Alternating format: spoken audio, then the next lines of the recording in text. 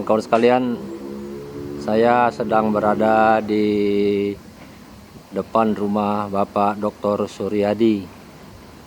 Hari ini saya berkunjung ke rumah beliau untuk ngobrol-ngobrol tentang banyak hal yang dihadapi oleh kita perihal berbagai cerita barangkali. Bagaimana kita menghadapi kehidupan ini secara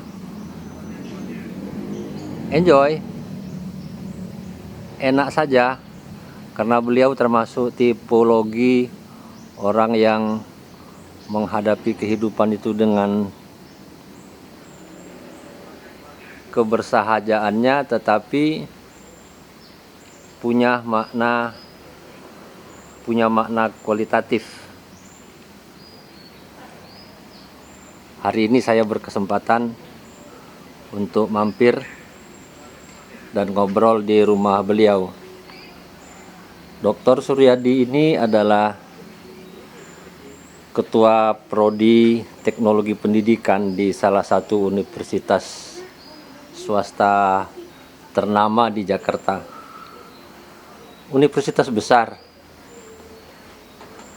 Beliau di mata saya adalah cendekiawan, intelektual yang punya concern terhadap ilmu pengetahuan secara baik. Assalamualaikum warahmatullahi wabarakatuh. Waalaikumsalam warahmatullahi wabarakatuh. Masya Allah, selamat datang di gubuk saya. Wah, Sehat selalu. alhamdulillah. Masya Allah. Ini saya di rumah Pak Suryadi. Udah lama saya tidak ke sini karena beliau terlalu sibuk dengan berbagai kegiatannya. Dan rumah ini rupanya sudah agak berubah. Iya, alhamdulillah. Lebih nyaman, lebih asri. Ada baiknya saya mau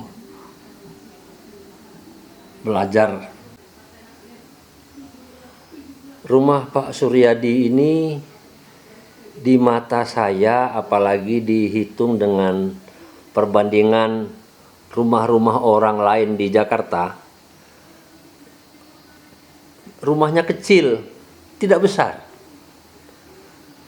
Bukti bahwa dia rumahnya kecil, ini ada beberapa alat olahraga. Itu penyimpanannya di ruang tamu. Tidak ada ruang khusus. Tapi penataannya rumah ini dari saya baru masuk udah langsung menggambarkan bahwa penghuninya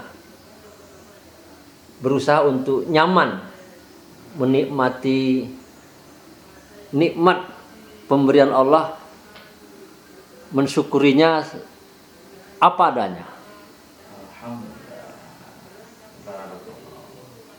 Ya, ini Pak Suryadi, kalau kita jujuk ke rumah dalam situasi santai, apalagi ini hari Minggu.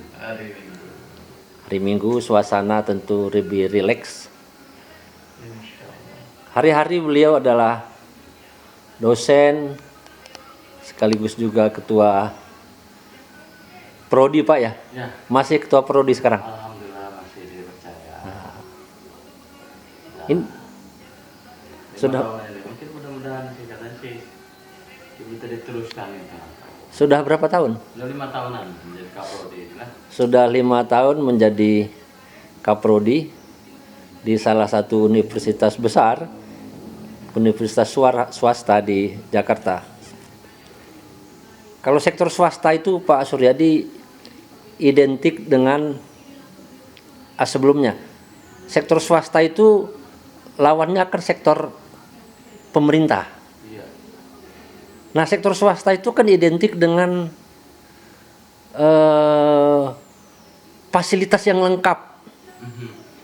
Dalam artian uang banyak, gaji besar, penghasilan tinggi gitu kan ya. Nah, cuman saya tidak tahu dari pengalaman Pak Suryadi ini, kalau melihat dari rumahnya masih seperti ya biasa-biasa saja, rumah orang pada umumnya, tidak menggambarkan posisinya di tempat bekerja barangkali. Ada komentar nggak dengan swasta dan non swasta itu atau pemerintah itu? Iya, memang kelihatannya kalau diperhadapkan sebenarnya sih tidak perlu dikontraskan, berarti memang masing-masing punya kelebihan dan kekurangannya ya. Jadi lembaga pendidikan, khususnya kampus di swasta memang relatif karena hidup dari secara mandiri, pembiayaan dan sebagainya, maka mungkin relatif perkembangannya tidak seperti yang di negeri yang memang dengan anggaran yang cukup besar. Dengan kita tahu bersama anggaran pendidikan itu kan menembus ke 20% di Undang-Undang Sistem Pendidikan Nasional. Meskipun itu kalau dihitung ya soal cara mengidentifikasinya saja. Tapi ya ternyata dalam perkembangannya ya beberapa kampus negeri terus maju, ya sudah pendidikan ya, karena memang ditopang oleh pemerintah. Sementara kampus-kampus swasta dalam konteks belakangan ini memang harus menghidupi sendiri ya. Alhamdulillah saya di sana memang karena kampusnya kampus perjuangan, amanah dari salah satu tokoh besar dalam pendidikan Indonesia dan terbesar dalam tokoh Islam ya, yaitu kampus pergerakan Muhammadiyah. Jadi memang kelihatannya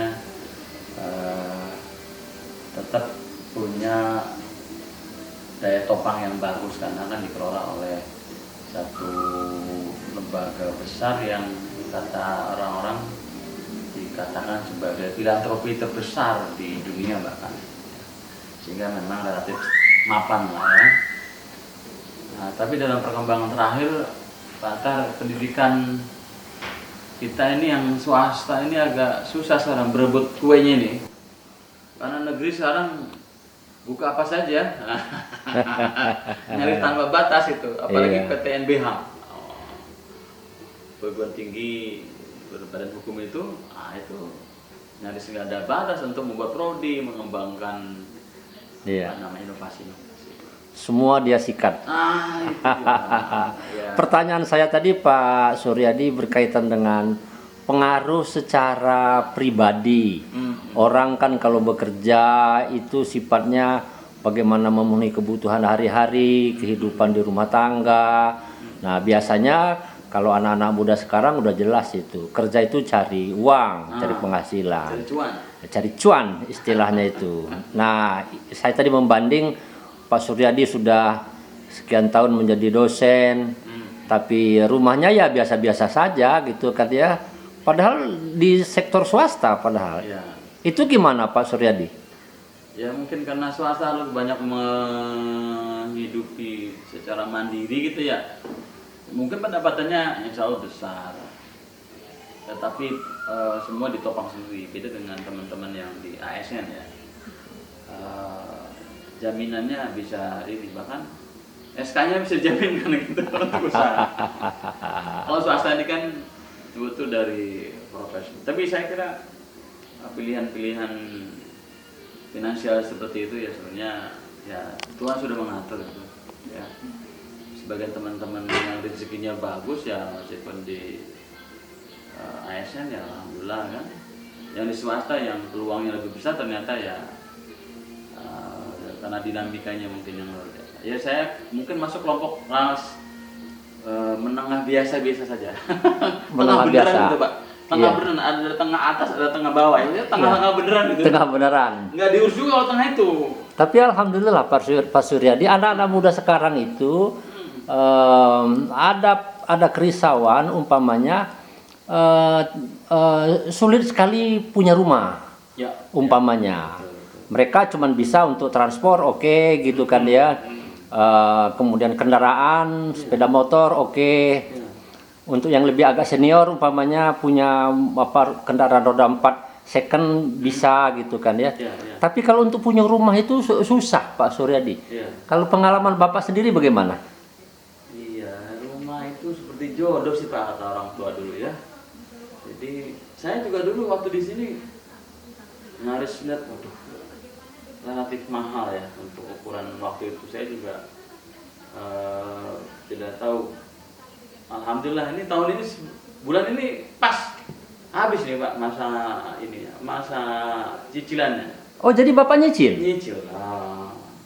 Ya itu generasi Bapak masuk generasi apa? Generasi baby boom barangkali ya. Iya betul. Kalau sekarang itu generasi milenial dan generasi Z. Zilenial. Ya itu mereka susah, bilang susah sekali mau punya rumah. Jadi kalau toh beli rumah kecil-kecil gitu kan kayak sangkar burung gitu kan. Ternyata Bapak juga yang dari generasi baby boom mengalami kesulitan juga rupanya untuk punya rumah sehingga baru bisa kalau beli cicilan. Iya. Gitu Susah kan. kalau beli cash ya Pak. Mungkin memang perlu nabung, tapi pertumbuhan nilai uang dengan pertumbuhan nilai properti itu kan susah diimbangi kan. Iya. Terbeli juga. Ya ada formula-formula yang mengatakan ya kalau dibeli dengan cash itu pasti harganya lebih murah. Iya, cuma mengumpulkannya kan ya tapi mestinya pemerintah saya kira ada kebijakan untuk generasi muda ya hak sandang pangan dan papan itu ya mestinya dipenuhi dengan menyediakan kredit murah, bahkan mungkin subsidi yang cukup besar, bahkan bisa DP 0 rupiah katanya dulu kan. Iya. Mestinya memudahkan. Cuma kelihatannya konsep punya rumah ini di Indonesia juga agak berbeda dengan seperti misalnya di Singapura, itu dijamin ketika sudah ada surat nikah dapat kepastian punya rumah dengan kredit yang mati. Tapi itulah negara kita emang perlu banyak belajar juga untuk menyediakan hak papan bagi warganya. Oke, betapapun kita sebagai warga Indonesia, negara kesatuan Republik Indonesia, selalu saja ada jalan untuk mengatasi problem-problem kehidupan kita. Antara lain kita bisa belajar dari pengalaman Bapak Dr. Suryadi pada hari ini. Apapun sudah punya rumah, meskipun rumahnya biasa-biasa saja, istilah Pak Suryadi tadi kelas menengah persis di tengah-tengah, meskipun bisa punya rumah melalui cicilan. Alhamdulillah cicilan itu tahun ini selesai lunas. Terima kasih Pak Suryadi sudah berbagi cerita dengan kawan-kawan saya pada channel Jejak Langkah.